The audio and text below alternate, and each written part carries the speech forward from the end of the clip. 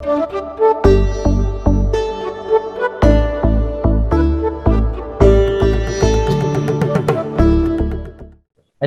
go to Ram and then I'll come back to the question to you. Okay. So, if you may allow me a little time, I'll probably take a little broader sweep on this. What I think Rajarshi has already given a wonderful base of, especially in the interface and coming together of these mighty rishis and the shaktis that shape our destiny and that will inevitably shape our destiny in the future. That is Sri Aurobindo and great Swami Vivekananda. So, for also benefit of Surajit ji, who's just joined us right now. So we were discussing, and Ramesh's first initial discussion point was what was especially the spiritual nature of the interaction that took place and shaped the interface between Swami Vivekananda and Sri Aurobindo. And Rajarshi wonderfully, recollected the solitary isolation of Sri Aurobindo in the Alipur jail and what it led to, and what are the higher states of consciousness or the newer realms that were shown as a pathway for Sri Aurobindo by Swami Vivekananda himself. I would just like to add one very interesting. Just one clarification needed. Are we going sequentially about his life or just randomly here and there? Yeah, I think what the context is that we're taking some of the questions that came up during the conversation one.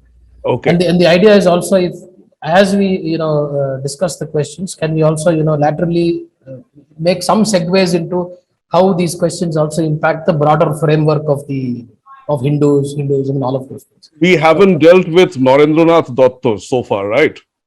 No, we haven't. Okay. All right.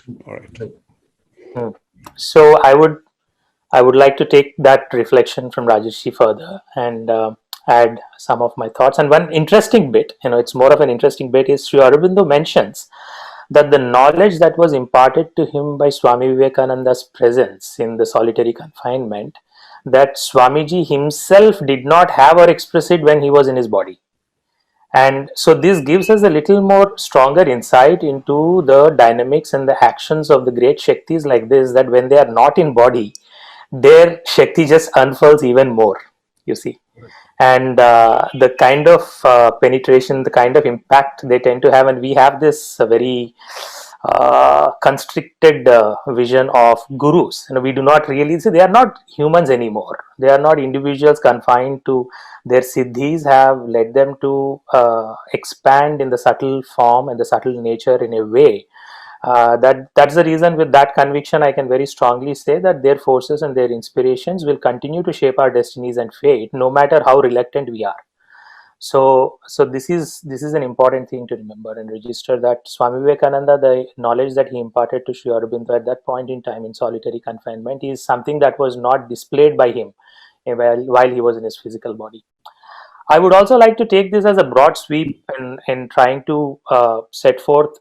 Sri Aurobindo simply said that the only politics that is relevant to India is that of Sanatan Dharma. Nothing, no left, right, center about it.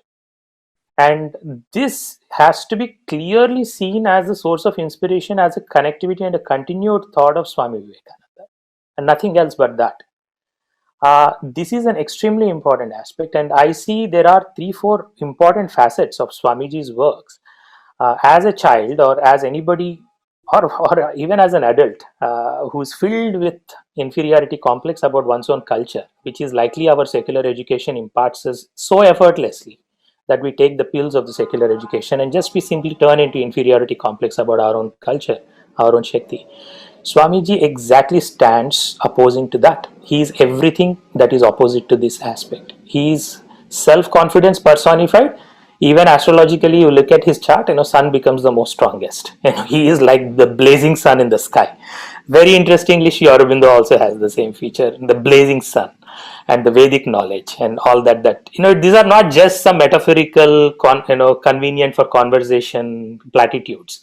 These are very clear implications.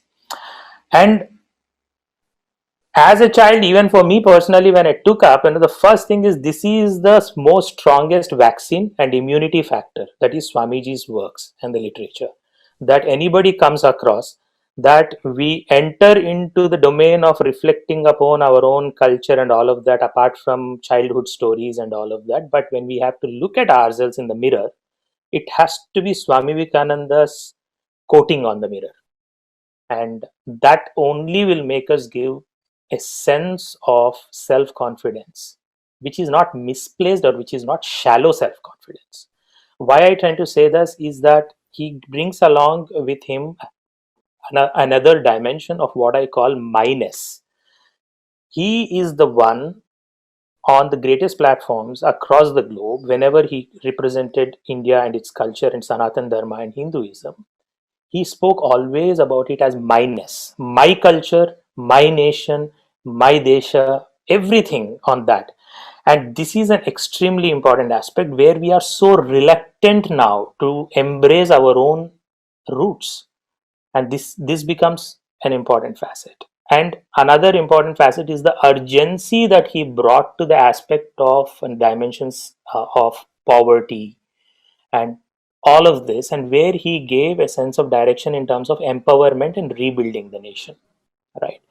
All of this he did on the basis of the spiritual basis, which is the, he did not give it just a NGO twist to this or seva aspect, nor this minus was reduced to some sort of parochialism or territorialism or some shallowness of jingoism of patriotism, a jingoistic patriotism or anything. All this was grounded on a larger framework and larger basis of spiritual truth of this culture and this nation. And this he has emphasized very strongly. Like many of us, we still try to wrestle out what are the divisions that does not allow a Hindu unity, Hindu cohesiveness and all of that. The same questions prevailed even then for Sri Aurobindo and Swami Vivekananda. They were also pretty much, they took a stance either about caste or either about sectarianism in a similar lines, and you would see the same thoughts of Swami Vivekananda flow in a way as an inspiration even in Sri Aurobindo's writings on these aspects. So this is the strength on the grounds of a new spiritual strength, which is not saying erase all diversity and pluralism and try to build some sort of a new uniformity which is absolutely bereft of our spiritual Shakti. But they have come with the solutions and propositions which are new in its avatar for the contemporary challenges we have to overcome and transcend the limitations of, be it the caste or be it only I'm saying transcend the limitations of, by virtue of, by making this statement, neither I am critiquing those systems in themselves. That is a totally different perspective that I'm not getting into it, but they have identified these divisions do weaken us. So how do we propose a new platform and a new synthesis on the grounds with which we can pursue our spiritual goals, which has to be the source for our political goals, our other dharmic goals, and everything else that needs to flow from this. And one of that beautifully always Sri Guru always points out is that culture, politics, all of this has to be the downstream of the spiritual strength. So that is a continuation that Sri Aurobindo had with Swami Vivekananda, and Sri Aurobindo in his integral Purna Yoga makes writings about politics and culture as part of integral sadhana. It was not some sort of a commentary that he was making by sitting in some marginal place about what is happening in India. For him, the writings were nothing but flowing down of Shakti from the highest planes of intuition, and he expressed even about culture, and he made a lot of propositions which are extremely relevant now, and there is a lot of relevance of imprint of Swami Vivekananda Shakti on this. So those are my thoughts.